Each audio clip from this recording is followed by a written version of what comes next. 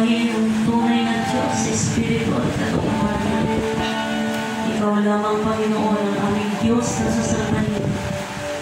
Ang Diyos na aming sinasamba mula pa noon at hanggang sa ngayon at sa magpakailanman hanggang sa iyong may pagkain. Dakilang Diyos, maraming salamat sa pagkakataong ito, Panginoon, na kami ay muli mong pinipon sa lugar na ito. Upang minsan pa, O Lord God, ay buksan mo ang aming mga isip, ang aming mga puso, at malaman, Panginoon, at marinig ang nais mo iparating sa bawat isa sa aming, O Lord God. Ama, dalangin ko na buksan po ang tenga, ang puso at isipan ng bawat isa makikinig ng iyong salita. At nawa, Panginoon, ay magkaroon kami ng pag-unawa sa ibibigay mo sa aming mensahe sa araw nito. Gabayan mo kami, Panginoon. Maraming salamat, O Lord God, sa mensahe ibibigay mo sa amin sa araw nito, na siya magiging pagkain ng aming espiritual na pamumuhay, Panginoon, ng aming kaluluwa, O Lord God, at dadali namin sa aming buhay. Maraming salamat, Panginoon. To God be the glory, ang lahat ng pagsamba, pagluwalhati at pagkakila ay sa pangalan mo lamang. Ito po ang aming samot dalangin sa pamamagitan po ng nag-iisa naming Mediator, na si Kristo Jesus. Lahat po magsabi ng Amen! Praise God! Makakaupo na po tayo lahat. Ulitin ko po.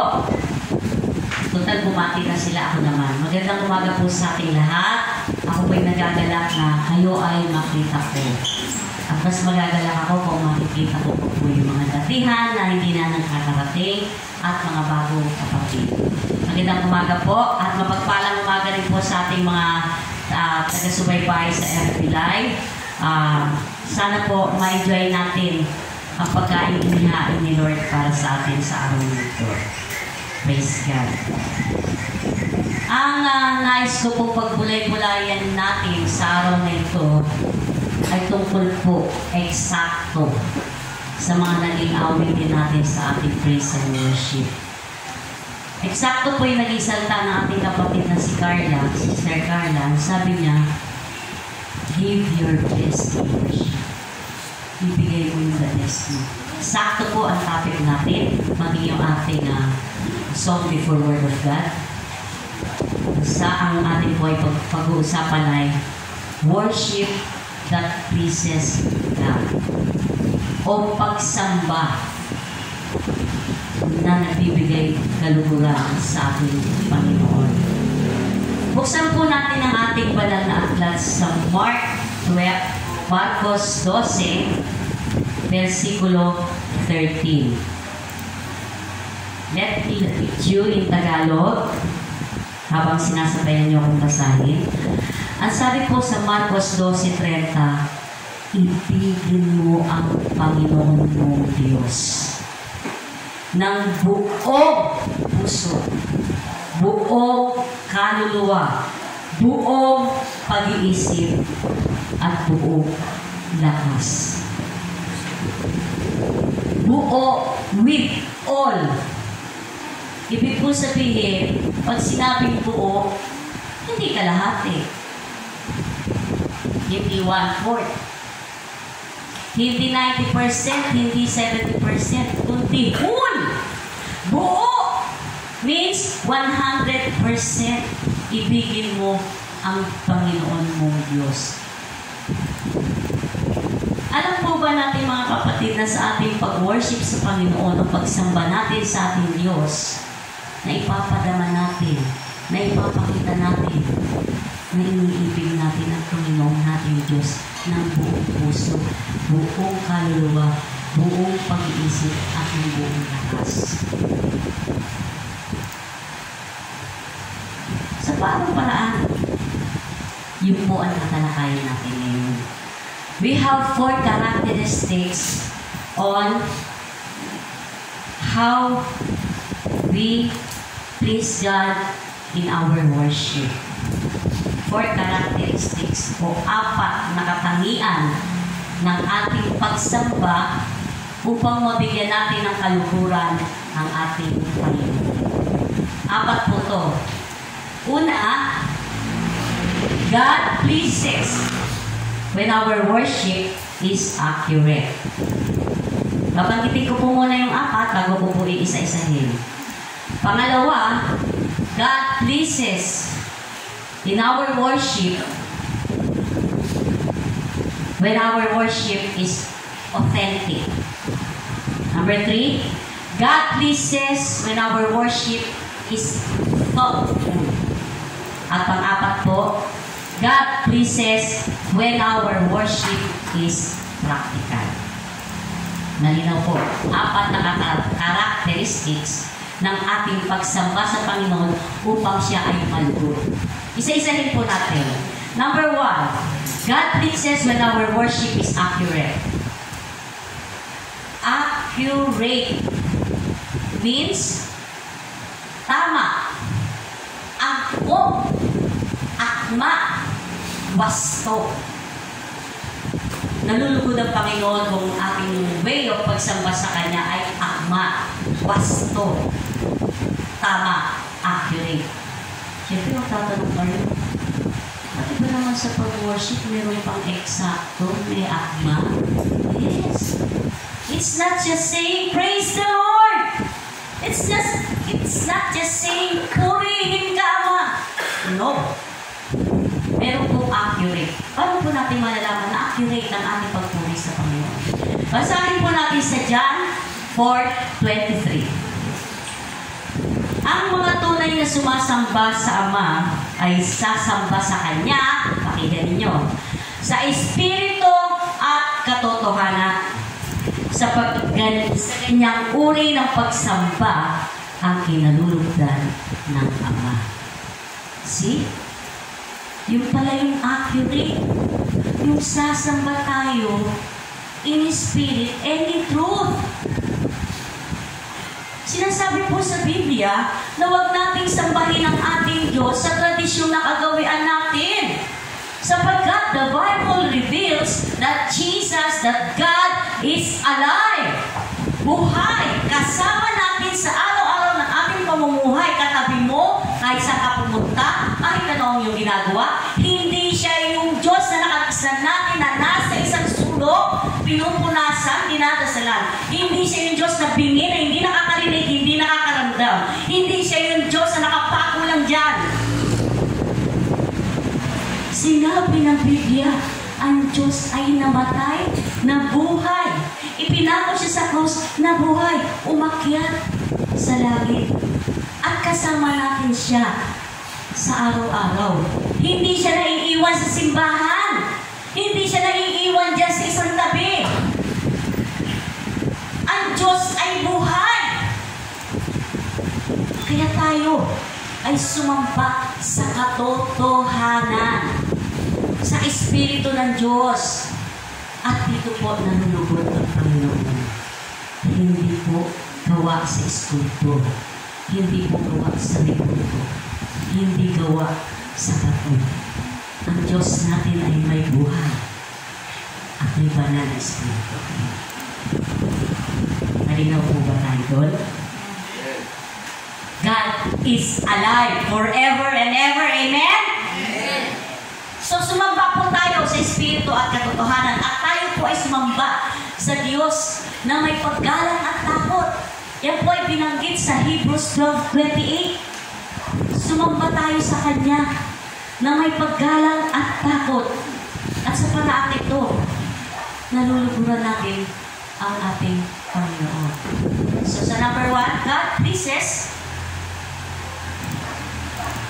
when our worship is accurate. And accurate is to worship God in... Ay, wala nakikinig. How you will worship the Lord God para siya i-please natin? Paano sinabing accurate? Worship Him in spirit and in truth. Yan po ang iiwan ko sa inyo sa number 1. Tumungo po tayo sa number 2.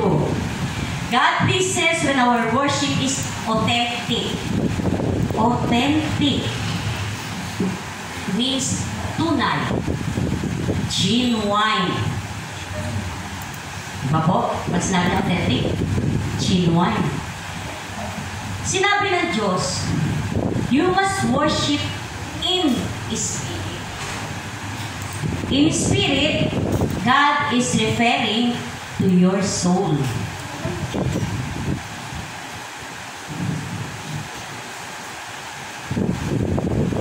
Worship with your spirit and responding to God's spirit. Paliliwanag ko po sa inyo. In spirit, sabi, di ba? Ito po ang ating katawang lupa. Bakit ito may buhay? Dahil meron tayong kaluluwa. Mayroon tayong soul.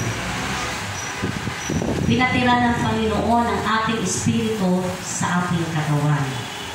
At ang spirit na ito, ang soul na ito, ang siyang nakikipag-ugnayan sa ating Diyos Ama.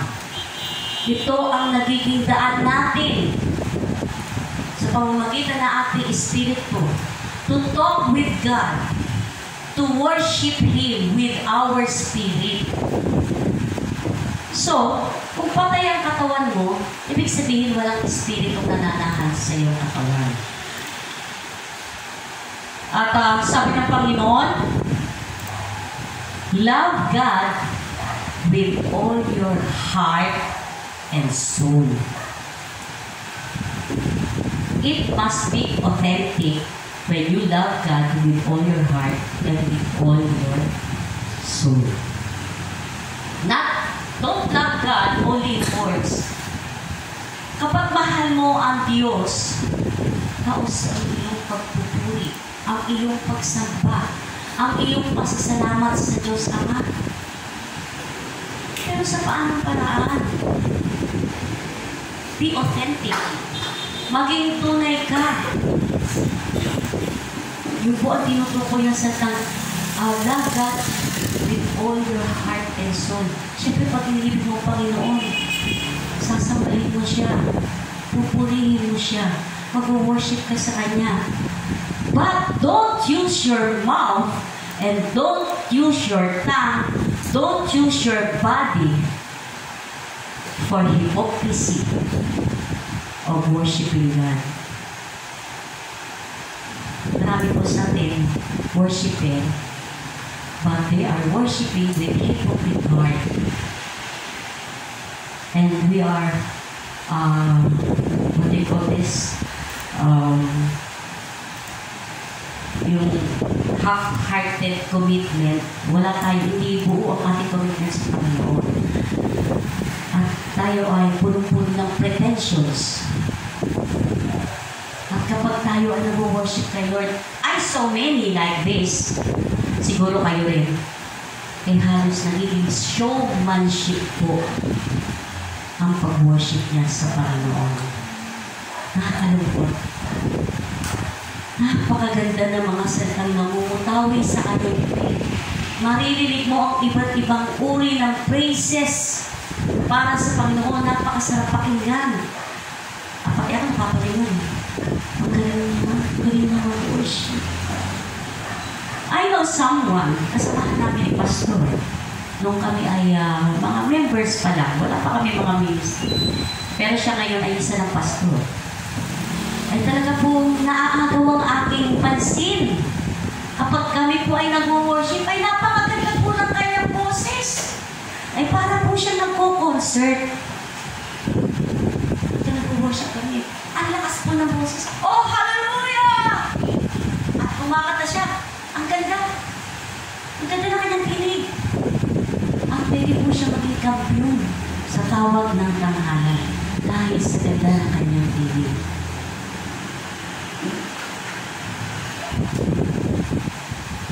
Bumibilit pa. See? Bumibilit pa siya sa pag-worship sa Panginoon habang kumakanta siya ng hymno o ng worship song. Bumibilit pa siya. At kumakambyo pa, ha? From lower tone to highest tone. Ganun siya kaganda mag-worship sa Panginoon. Ang tanong, kapatid, ang worship pa na yun ay may laman. Meron ba itong kalakip na heart and soul? Yun po ang tanong ko. Sabi po sa 1 Samuel 16:7, si Yahweh hindi tumitingin katulad ng pagtingin ng tao sa panlabas na anyo. At tinitingnan ng tao ay labas na anyo, ngunit sa puso tumitingin si Jesus.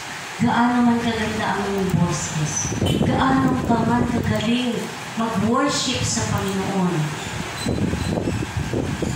kung walang kasamang inner feeling, kung hindi genuine ang i-worship sa Panginoon, at only showmanship, pretensions, ito po ay hindi nakakaabot sa kalwalatian ng Panginoon. Heart praise is not praise at all. Worthless. Walang halaga. Your worship must have a deep inner feelings, deep emotions, nagmumula sa iyong puso, na ilalabas ng iyong bibig. It must be genuine kung ito ay magagawin sa ating puso. Wala pong iniwan yan sa ating nililiyari. Pagmahal natin ang ating kasintahan, ating asawa. Diba? Nasasabi natin sa Kanya yung mga bagay kung gaano natin siya kamahal, kasi mahal natin siya. Ganon din sa Panginoon. We can express our love to God when we feel the deeper inner feelings on how much you love God. Sangkot ang puso nito. Iiwan ko po sa inyo sa number 2. Ang pagsambang nagmumula sa nguso. Nguso po nguso. Hindi bibig. Ang pagsambang nagmumula sa nguso ay walang halaga sa akin. It must be in the heart. Lumako po tayo sa pangatlo, mga kapatid. God pleases when our worship is thoughtful. Thoughtful? Ano ba yung thoughtful? Akala ko nung una, kung sa thoughtful, lumaalalahan niyo. But I researched the word from the Bible. It says, sa ating pagsamba sa Panginoon, hindi lang magmumula sa ating puso na ilalabas ng ating bibig. Ito dapat ay nagmumula rin sa ating mind. Kailangan pinag-iisipan natin ang ating mga sinasabi sa Panginoon in order.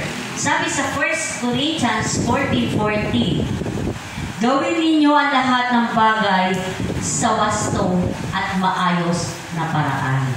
Kailangan po yung utak natin condition kay God, naka-center kay God when we are worshiping the Lord God. Hindi yung, oh, hallelujah, purihin ka, Panginoon Diyos ko, paano kaya yung bahay, hindi ko na ilang. Oh, glory to God, ako, paano kaya yung ako, walang baon bukas. No. You have to give your mind fully to the Lord. Para ang concentration mo ay nasa Panginoon lang at malugod ang Panginoon mong Diyos sa pagsamba mo. Ano naman malulugod ang Diyos? Puri ka na puri sa dami mong iniisip.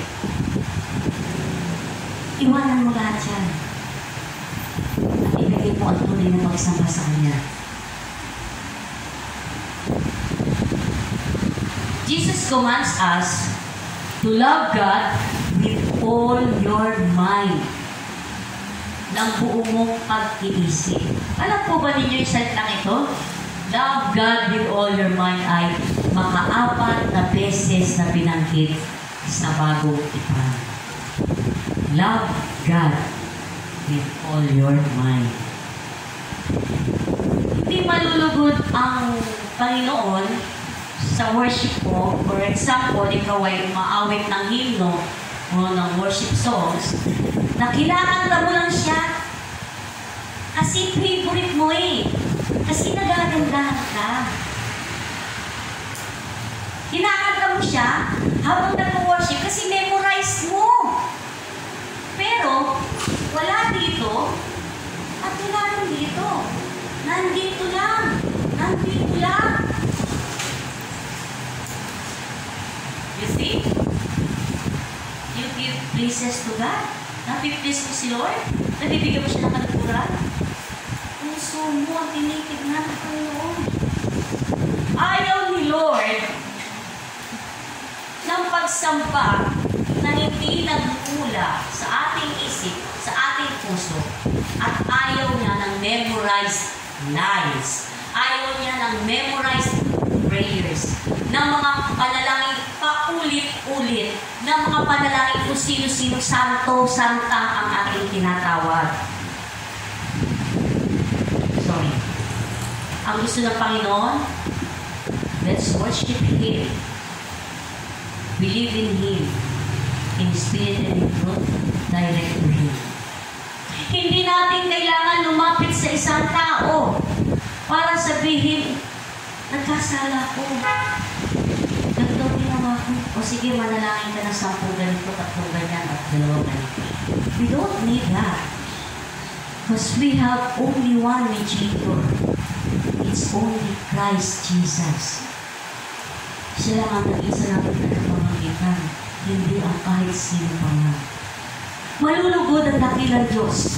Malulugod ang Diyos Ama, ang Espiritu, si Jesus. Kung direkta tayong mananalangin sa Kanya na iniisip natin, isinasa puso natin, at binibigkas natin, hindi by memorize.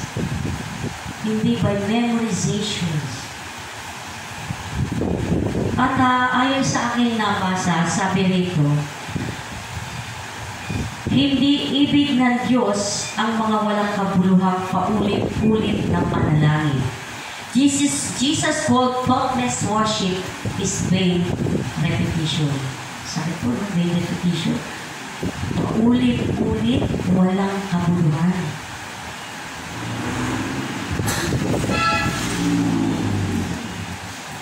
Kaya kailangan po, kung tayo isasamba sa Kanya, isipin natin, concentrate tayo. Isipin natin kung gaano kabuti ang Diyos sa buhay mo, sa pamilya mo, kung gaano ka pinagpapala, at kung gaano mo nasusurvive o napagtatagumpayan ang lahat ng bigating dumating sa buhay mo. At alam niyo ba, mas nalulugod si Lord kapag when you are in suffering phase, at doon po tayo nakaalala ng buhay sa Panginoon, na-appreciate ng Panginoon. Yung hindi lang pag may tinatanggap tayo sa tayo ng buhay sa Diyos. Mas nagbabala at nabibigyan namin ang kultura ng Panginoon kapag tayo ay may carry cross, kapag tayo ay may mabigat na dala, at nagpapasalamat tayo, Lord, mabigat, ngunit salamat. I trust in you. Simple word. I trust in you. Nalulugod ang Panginoon sa Panginoon. Ito ay pagpapakita lamang of your sacrifice. Dito natin makikita yung sakripisyo ng pagsamba na kahit tayo po ay nabibigatan sa ating dalahin sa araw-araw. Sa mga sunod-sunod na pagsubok, natututo o marunong pa rin tayo magpuri at magpasalamat sa Panginoon ng buong puso, buong isip, buong kaluluwa at buong lakas.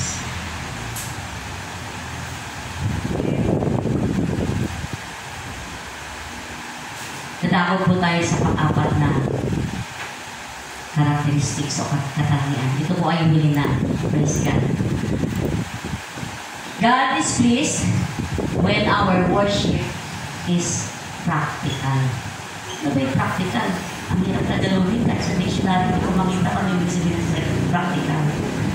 Pero habang sa aking pag-aaral sa Biblia, habang binabasa ko po, ay nabigyan ko ng kawigan na ang ibig pala sabihin nito ay isinasagawa. Isinasabuhay. Sa ganong paraan ang ating pag-worship kay Lord, kapag ating isinasagawa ang ating mga sinasabi, ito po ay nabibigyan natin ng kuluguran ang ating Panginoon. Sabi sa Romans 12:1, offer your bodies as living sacrifice, holy and pleasing to God. Ialay ninyo ang inyong sarili bilang isang handog na buhay, banal at kalugod-lugod sa Diyos. May karugtong, ito ang karapat-dapat ng pagsamba. Ganito po pala yun. Give yourself, offer yourself. Ano ibig sabihin ito? Ibigay mo ang sarili mo sa Panginoon sa iyong pagsamba. At sa pagbibigay mo ng iyong sarili sa Panginoon, ibig sabihin may kaakibat na sakripisyo.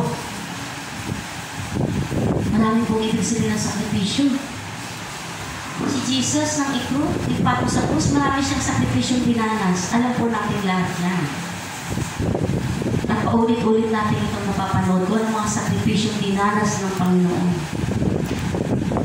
Ngunit tayo, sa ating pag-worship kay Lord, we need to sacrifice para maabot natin yung rurok ng alwalatian na ibibigay natin sa Panginoon. Pag sinabi mong sacrifice, ito ay pagtalikod mo sa mga bagay na gustong-gusto mo. Pagbitaw mo sa mga bagay na ayaw mong mawala sa iyo. At kapag nagawa mo to, ibig sabihin, meron kang submission sa Panginoon. Nagpapasakot ka sa Kanya dahil mahal mo siya. Dahil gusto mo makapag-worship sa Kanya ng walang hadlang. Dahil yung ating mga gusto sa buhay, yung mga gusto ng ating mga lust, ng ating mga laman, sa puso nagiging hadlang, nagbablock ng ating worship sa Lord. But if you really love your God, you have to sacrifice and worship Him with all your mind, with all your heart, with all your soul, with all your strength. Kapag sinabing give yourself as a living sacrifice, it is referring to you, to yourself. Ibibigay mo ang sarili mo sa Panginoon. Kapag binigay mo ang sarili mo sa Panginoon, tinutukoy na rito lahat. Lahat. Ibibigay mo ang buhay mo sa Kanya. Ihingin mo ang kalooban niya. Magpapakumbaba ka. At sa pamamaraan ng pagpuri mo sa Kanya, magpapasalamat ka sa Kanya.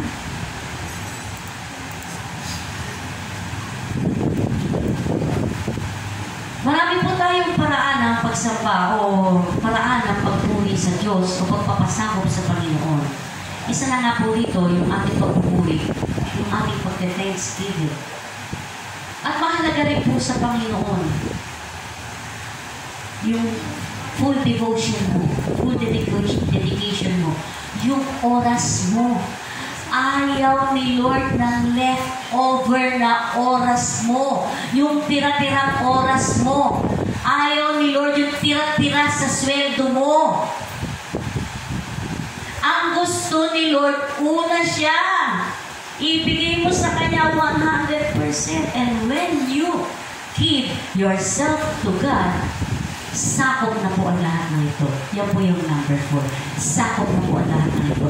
At kapag nagawa mo ang apat na characteristics to please God in your worship, nagagalaw po ang Panginoon sa bawat isa. At tunay po na siya nakaupo sa trono, pumapalakpak, tagahanga natin ng Panginoon. Sasabihin niya, anak ko yan! Nabibigyan natin siya ng kaluguran. Yun lang po halimbawa, ang isang magulang, ang isang mother, meron pong sacrifice na pwede ibigay niya yan sa Panginoon. O maging kahit sino sa inyo na nagtatrabaho. Bilang isang lingkod ng Diyos, Pagod ka sa umaga, tanghali, hapon, hanggang gabi. The mother doing the chores, the children in the school, ang ibang anak na naghahanap buhay, ang tatay na nagtatrabaho, pagod na yan, pag-uwi ng bahay. Pero dahil gusto mong bigyan ng kaluguran ng ang iyong Diyos Ama, sasamba ka sa Kanya, and you have to sacrifice. You're about to sleep, kasi pagod ka na eh, pangantaka ka na sa maghapon, tutulog na. Pero dahil gusto mong bigyan ng kaluguran ng Panginoon, yung antok at pagod mo, isa-sacrifice mo yun. You will kneel down, you will bow down, and you will worship the Lord God. At nag-glorify mo si Lord through your sacrifices. Basta buo sa puso mo, ha? Baka naman, Lord, sige, prepare mo na ako bago ako. Dahil naantok na ako, matipilitan ka. Worthless worship. It must be comes from your heart, in your spirit, in your mind. At kapag sinabi po, body, it takes an effort and energy. Katulad nga po ng sample na binigay ko sa inyo. Sana po, sa umagang ito, may natutunan tayo na hindi lang pala basta ang pag-worship kay God. Hindi lang pala basta ang pagbuka ng bibig. Sa Panginoon ang lahat ng papuri. Tayo pong lahat ay tumayo.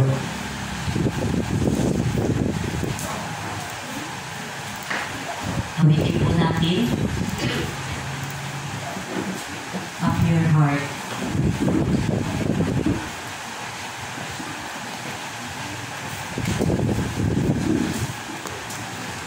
God be the glory. Salamat, Panginoon. Salamat sa Panginoon sa mga. O dakila ka, Ama. Ito lang ang Diyos ko. Ito lang ang Diyos. Magmula noon, hanggang pagkain, hindi ka nagkakaroon. Salamat sa pagpupulot at tama sa amin.